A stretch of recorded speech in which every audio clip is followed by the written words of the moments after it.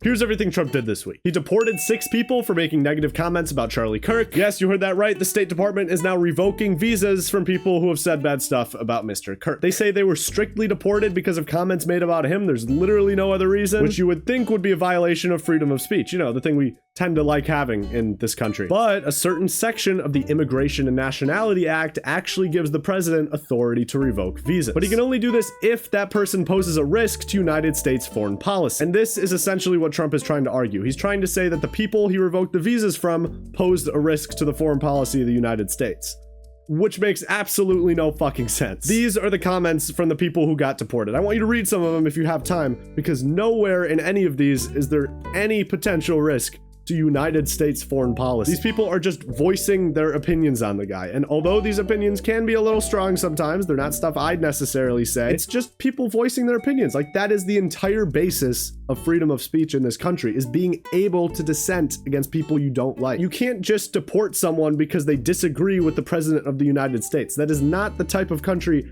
any of us want to live in. It would be like if Joe Biden started removing people from the country if they didn't put pronouns in their email signature. Nobody should be afraid to voice their opinion in the United States, because I promise you, that is not the type of country that you want to live in. Number 2, he called for Benjamin Netanyahu to be pardoned. So last week we talked about this hostage exchange that was scheduled to happen, where Hamas was supposed to give up 20 Israeli hostages that they still held, and Israel was supposed to give up the almost 2,000 that they held. Well, on Monday it happened, and it went pretty well. This means the peace deal can now enter phase 2, and to celebrate, Trump flew to Israel and addressed the Knesset, Israel's legislature. And at this address, Donald Trump asked the president of Israel to pardon Benjamin Netanyahu. He's currently standing trial for 3 different corruption charges, including trying to force Israeli news outlets to say nice things about him. If this sounds familiar, it is not because you have been taking a little too much Tylenol. And now Trump is trying to help his buddy out after Netanyahu ended the war for him and let him take all the credit. It's pretty unclear whether the president of Israel actually has the authority to pardon Netanyahu, but judging by this guy's track record, he's gonna find a way to get away with it. He always does. Number 3, he froze $11 billion in Democratic states' infrastructure funding. Again, he's only freezing funding for Democratic states and cities. All of these locations have had their funding frozen. And now Russell Vought, Trump's ambassador to Project 2025, is saying that these cities could have their funding cut entirely. Remember, this guy who now controls all of the White House's funding was the primary author of Project 2025. And Trump meets with him regularly now to figure out which radical left agencies need their funding taken away. Because obviously fixing bridges in Massachusetts was far too woke for this country to handle. And remember, Trump is doing this because he wants the Democrats to give in. He thinks that if he makes this shutdown as painful as possible for them, they'll vote with the Republicans to reopen the government, which would then double healthcare costs on average for everyone on Obamacare next year. So that's where all these funding cuts and layoffs are coming from. Trump is just trying to barrage Democrats as much as possible and make them give in to his pleas. Number 4, he doubled the bailout he's planning to give to Argentina. So Argentina is in a bit of a crisis right now. Their currency is currently going to absolute shit, and they need US dollars to stabilize their economy. So Trump has agreed to do what's called a currency swap with Argentina. The US is going to give Argentina $20 billion of our stable taxpayer money, and Argentina is going to give us $20 billion of their shit currency. We're pretty much doing them a favor. This was already pretty crazy considering the fact that Argentina is one of our biggest competitors in agriculture, and our farmers are struggling like hell right now because of Trump's tariffs. So it's crazy that we're bailing out our competitor before we even fully bail out our farmers. But now we're also doubling the size of the bailout from $20 billion to $40 billion. But not only that, Trump is also tying this bailout to the success of his chosen candidate in the Argentinian election. He says that if Milei doesn't win, this bailout is not gonna happen. So in one go, we are both bailing out a competitor to our struggling farming industry and meddling in the elections of another country and trying to influence the outcome. Like, it is just one big mess of bad ideas. So we'll have to see if Milei wins. The election is on the 26th, I believe. But it's just crazy that we're doing so many bad things in one foul swoop. Number 5, he blew up 2 more Venezuelan boats in the Caribbean. These are the 6th and 7th boats. These are the 6th and 7th boats that Trump has blown up so far. He once again, of course, gave no evidence that they were carrying any drugs. And this brings the total death count for these Venezuelan boat strikes up to at least 29 people. Venezuela has now asked the UN Security Council to rule these strikes as illegal, but the US is on that council and has veto power. So I don't really know what his plan is there, but I don't think it's gonna work. Number 6, he commuted the prison sentence of a corrupt politician because he voted Republican. So George Santos here is a former House representative. Earlier this year, he was found guilty of wire fraud and identity theft, but luckily the president of law and order is here to set the record straight. Trump essentially commuted his sentence, releasing him from prison, but the most concerning thing is that he said publicly it was because Santos was a Republican. Trump has previously pardoned a ton of different conservative figures, including corrupt politicians like Santos. Trump isn't even hiding the fact that to him, Republicans are above the law and everyone else isn't. The whole idea of law and order is that you enforce the law equally among everyone. You don't give your friends free passes and your enemies more scrutiny. If a Democrat commits a crime, they should be tried for it, and the same should go for Republicans. But Trump unfortunately does not share that same view. Number 7, he redirected government funds to make sure ICE agents get paid during the shutdown. He hasn't really said how he's gonna do this yet. Trump has been very adamant on protecting ICE agents as much as possible, and prioritizing them above all of the other government workers that are gonna go without pay this month is just another way of doing that. Number 8, he stole funding from Democratic states and gave it to Republican ones. This is very similar to the funding freeze we saw earlier, except this time he's not just taking the funds away from Democratic states, he's instead redirecting it to Republican ones. This is the program's funding change for states that voted for Trump and states that voted for Harris. And unless you're colorblind, there's a very clear pattern. You see the Harris states taking most of the cuts for this program and the Trump states getting most of the benefit. This specific program was meant to prevent terrorist attacks in these states, which,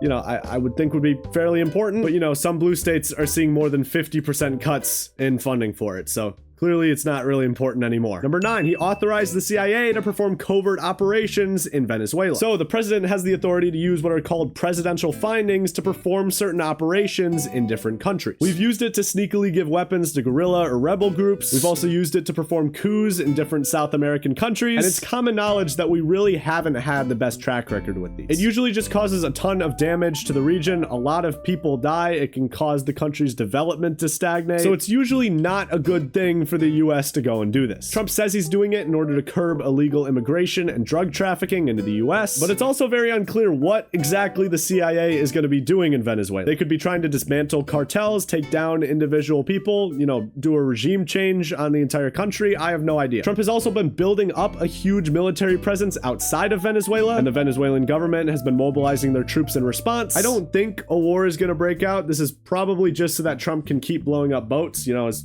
favorite weekend pastime. But if it does, I mean, Venezuela doesn't really stand a chance. Number 10, he overhauled the IRS to make it easier to attack left-wing groups. The IRS handles all of the US's tax-related business, including enforcing tax laws. So, you know, if you try to commit 17 counts of criminal tax fraud and falsify all your business records, the IRS is supposed to be the one who goes after you. But Trump is now revamping how the department works. He's trying to install a ton of his political henchmen in the agency so that there's no one there to stop him from performing investigations against his enemies. He's primarily targeting left-wing fundraising groups. Act Blue is the Democrats' payment service they use to collect donations. And this is also that Trump can stop the Democrats from being able to get any money, because if you defund your opposition party, they obviously won't stand a chance in an election against you. He also loves saying George Soros' name here so that he can give the illusion that there's all these corrupt billionaires coming in to fund the Democrats.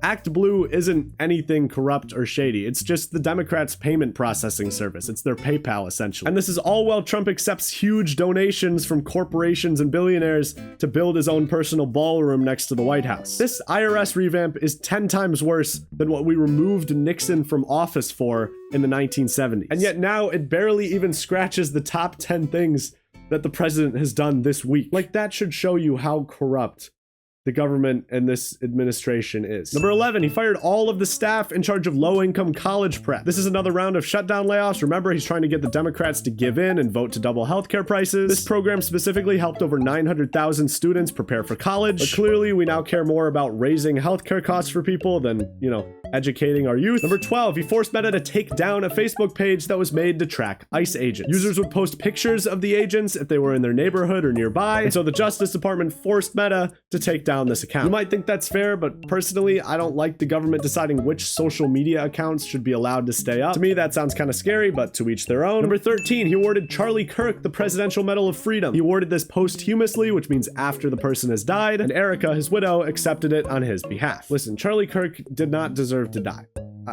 Very few people, I think, do. But that also doesn't mean everyone is now forced to treat him like some incredible historic figure. Like, JD Vance flew his coffin around on Air Force 2 like he was a decorated war veteran. Trump put the White House flag at half-staff for him, even though that's usually not supposed to be for private citizens. You can't say that both sides need to come together and treat him like a war hero when Trump refused to put those same flags at half-staff for a Democratic lawmaker that was murdered earlier this year. It is clear that to Trump, Republicans are the only ones worth mourning.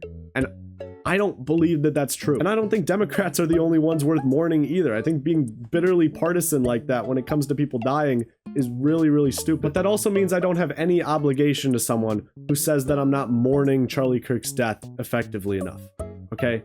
He was an asshole. He didn't deserve to die at all, but he was an asshole. Number 14, he made plans to shut down the Consumer Financial Protection Agency. Okay, so this agency protects people from unfair banking practices and scams. It was created after the 2008 financial crisis because, you know, we didn't like that very much. But now Trump's trying to get rid of the agency completely. And if he succeeds at doing this, there's quite literally no upside to you. The CFPB is like the guardrails keeping these banks and huge financial institutions in check. And if those guardrails come off, then the banks can go right back to doing the same things they were doing before 2008 that led to that insanely horrible crisis. And if the banks go back to those unsafe practices, then that means we're gonna have to bail them out more. And if we have to bail them out more, that means naturally more of your taxpayer money is gonna go to rich bankers on Wall Street. Yeah, there's literally no upside to this. So if you support it, please comment because I'd actually genuinely like to hear what you think. Number 18, he used his powers as president to set up a business deal for his son. This is another example of Trump using his presidency to make him and his family rich. Remember, they've amassed over $5 billion since Trump was elected late last year. This just further reinforces the fact that Trump's second presidency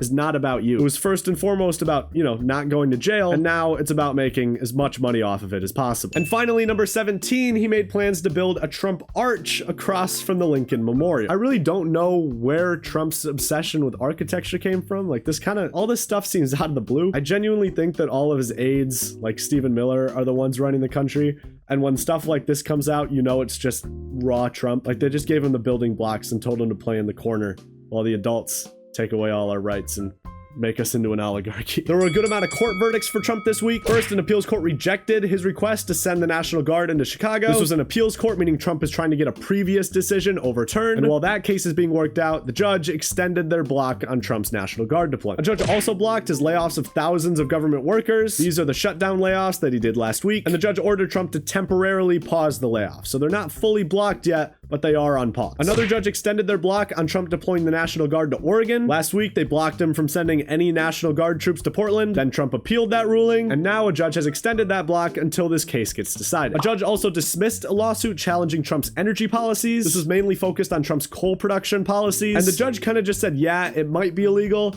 but it's too hard to figure out, which is very assuring. Thank you. Then that appeals court rejected Trump's appeal to get the National Guard into Illinois, meaning it might have to go to the Supreme Court for a decision now. And finally, a judge ordered Trump's ICE agents to wear body cams in Chicago because apparently they weren't doing that already, which is awesome. Another news, that hostage exchange we talked about last week was successful. I know I talked about this earlier, but it's still important. Israel is now concerned about getting the remains of some of their deceased hostages back from Hamas. Hamas is saying they don't really know where they are, so it might take a while. There's also still a ton of questions up in the air long term, but earlier today, Israel broke the ceasefire, so, you know, the path might be a little more rocky now. U.S. news outlets rejected a Pentagon access policy Trump was trying to get them to sign. It would allow the Pentagon to remove their press badges if the news outlets asked questions they didn't like, which is insane. But a ton of news outlets just refused to sign this deal, including Fox News. So it's not just, you know, the radical left propagandists doing this. It's every major news outlet. And finally, No Kings protests swept the country this week with over 7 million people in attendance. I also was in attendance, had to get my message out.